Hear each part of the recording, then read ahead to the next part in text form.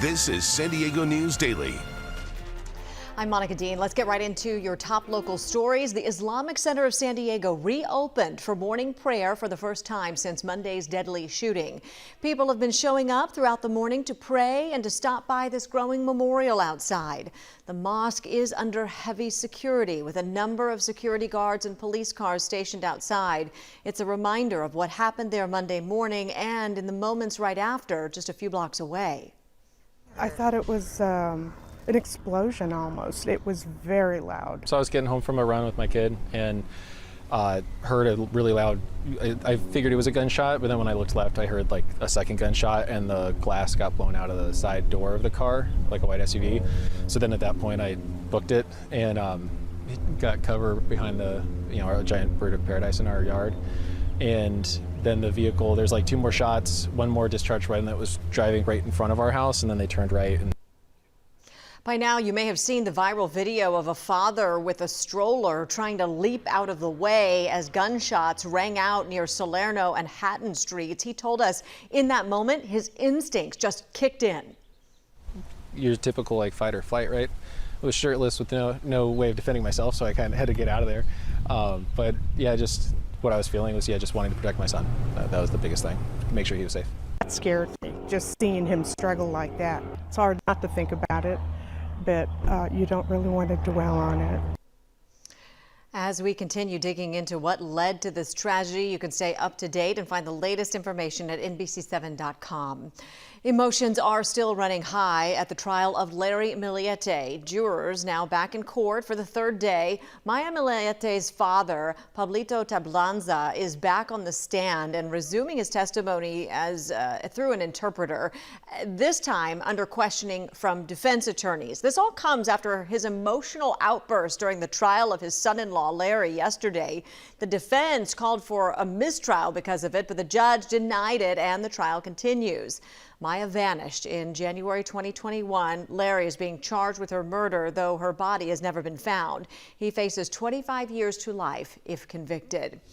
Looking ahead, we're hearing reports of a fatal shooting in a Walmart parking lot last night in Eastlake. Our Jeanette Quesada is following that story. Here's a preview of what she's working on for our afternoon and evening shows. We're here in Chula Vista. This Walmart is the one that's located on Eastlake Parkway. This parking lot is where Chula Vista police say a shooting took place last night at around 10:30 p.m. They say an 18-year-old was shot and killed, and the man who shot at him was shortly after arrested after he turned himself in to police. You can see here right now the parking lot looks pretty normal, but today we will be talking to people to see if anyone witnessed anything and also to learn a little bit more information as to what led to that shooting. Okay, we'll stay tuned for that. Fire crews are making progress on yesterday's fast-moving wildfire. This was the scene yesterday afternoon in the Campo area near Tussle Road. This afternoon, some evacuation orders are still in place, and the fire is now 25% surrounded. It's burned 1,000 acres, shut down parts of the 8 freeway. At last check, at least one lane was reopened on both sides of the 8 through that area. Officials set up an evacuation center at the Golden Acorn Casino. The cause of this fire is still under investigation. CAL FIRE investigators say they now know what caused more than 24 small fires in Fallbrook a little more than 2 weeks ago. You may remember this. They found multiple fragments from a catalytic converter they say came from a car with a faulty exhaust system. CAL FIRE says there were a total of 26 fires that started just before noon on May 2nd. It was all along the 76. Firefighters were able to get all of those fires under control within 9 hours. Chief Meteorologist Sheena Parveen joins us now with a look at your forecast. Hi, Sheena. Hi there. As we head through the afternoon today, mostly sunny, also warm, mid-70s at the coast, mid-80s inland, mountains upper 70s, deserts about the mid to upper 90s. Today's going to be the warmest day, though, out of the next 10 days. So after today, temperatures will gradually trend down. So for the weekend at the coast, that means we'll be closer to 70 degrees. We'll see the return of our marine layer also, so gradual clearing each day, but we do stay dry. We'll have seasonable temperatures even for those inland locations. We'll take a look at everybody's 10-day forecast for your weekend coming up. Thank you. Supporting families with kids in the hospital, many facing life-threatening illnesses. How volunteers fanned out across San Diego for a growing annual event. That's next. We are rolling. Your left, I'm sorry. Let's do this. Where do you get your information from? Well, definitely start with the local news. The reason why I love listening to local news like NBC, they give the facts. California families could feel They have a genuine interest, first as people and second as a news team. Because this is their community too. Sometimes the news isn't always fun. Bringing it to us every day in good and bad times is something that we rely on. Nice to have you with us. This is San Diego News Daily. I'm Monica Dean. Welcome back. Today is Red Shoe Day. Hundreds of volunteers were stationed at more than 90 intersections around the county this morning. Did you see them? They're collecting donations for a good cause. You may have seen volunteers holding those iconic big red shoes this morning. This is the 17th straight year for the fundraiser that benefits the Ronald McDonald House.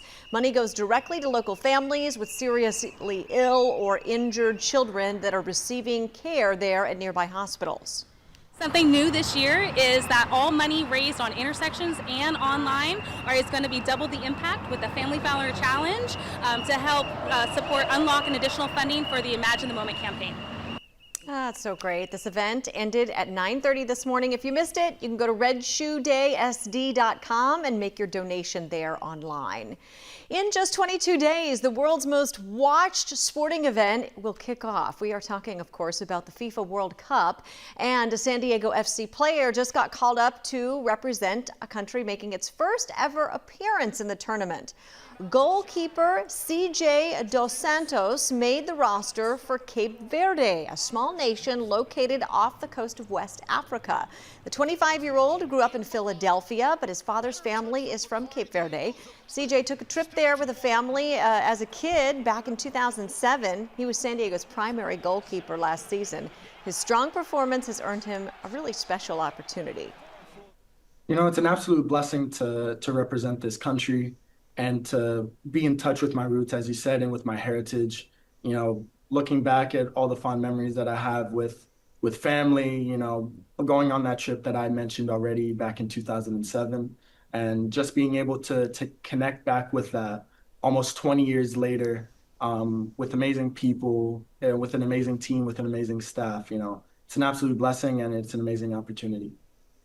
All right. Cape Verde faces World Cup contender Spain June 15th, and here at home, San Diego FC hosts Vancouver Saturday at Snapdragon, the last game they'll play before the international break. And don't forget, you can watch the FIFA World Cup in Spanish on Telemundo 20 and on Peacock. Coverage starts June 11th. Chief Meteorologist Sheena Parveen will have a look at your weather forecast right after this. On January 22nd, I got a phone call from my daughter. Rolling.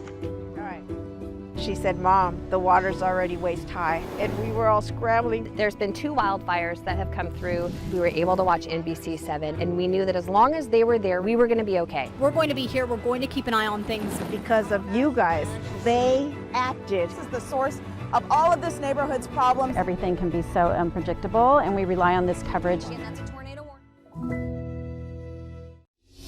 Hi there, I'm NBC 7 meteorologist Sheena Parveen. For today, it's still going to be warm, mid-70s and sunny at the coast, mid-80s for those inland valleys, mountains upper 70s, deserts mid-90s. But after today, temperatures will start to trend down a little bit more heading into the weekend, a gradual cooling trend here.